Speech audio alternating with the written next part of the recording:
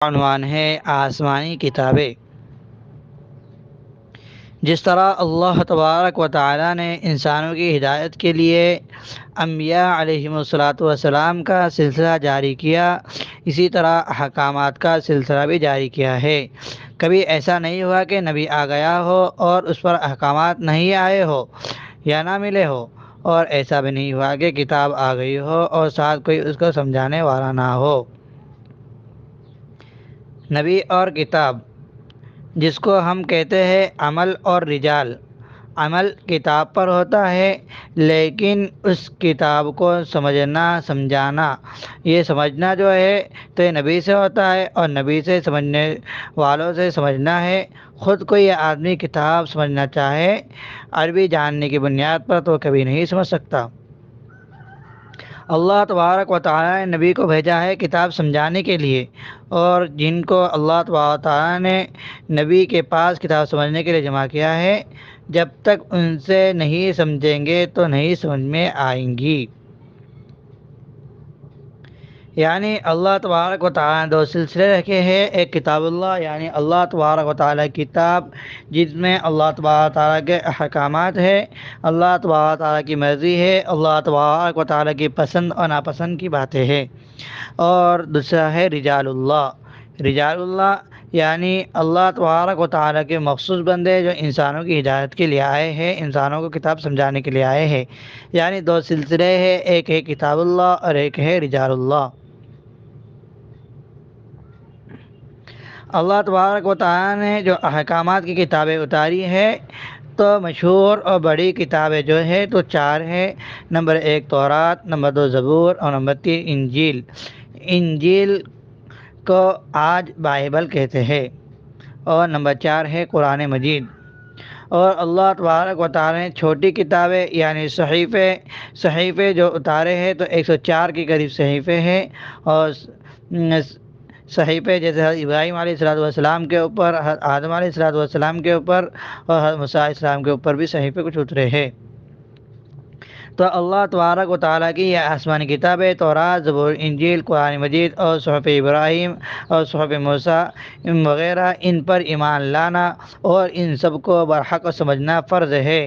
کسی ایک کا انکار بھی انسان کو اسلام سے نکال دیتا ہے، کافر کر دیتا ہے۔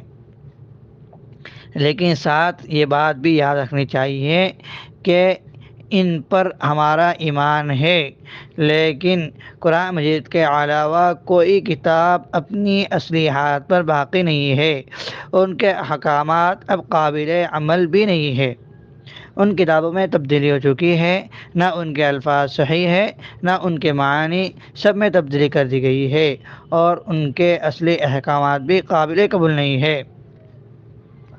ان کے اصلی احکامات کی مثال منسوخ نوٹ کی طرح ہے۔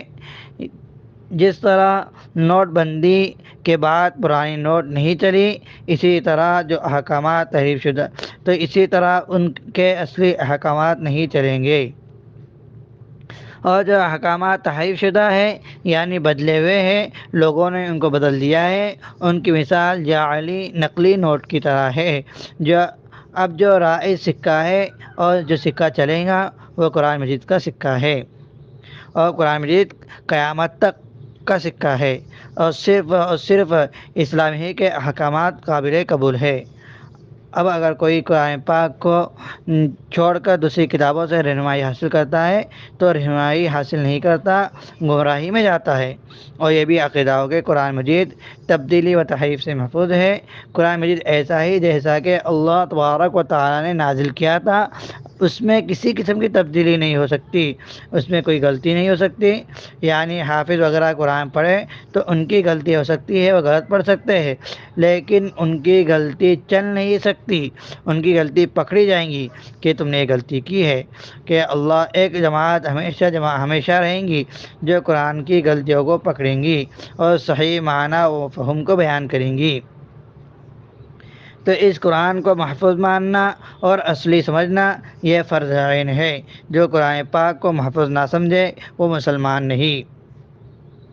اللہ تبارک و تعالیٰ قرآن پاک میں فرماتے ہیں، سورہ مائدہ کی آیت نمبر 46 اور 44 میں ہے وَآتَيْنَاهُ الْإِنْجِيلَ، اور سورہ نساء کی وَآتَيْنَا زبورا، اور قرآن مجید کے اندر بہت سی جگہ پر وَآتَيْنَاهُ التوراۃ والانجیل کہ اللہ تبارک و تعالیٰ ان آیات میں فرماتے ہیں کہ اللہ تبارک و تعالیٰ نے حضرت موسیٰ علیہ السلام کو تورات دی، اور حضرت عیسیٰ علیہ السلام کو انجیل دی، اور حضرت داؤد علیہ السلام کو زبور دیا ہے۔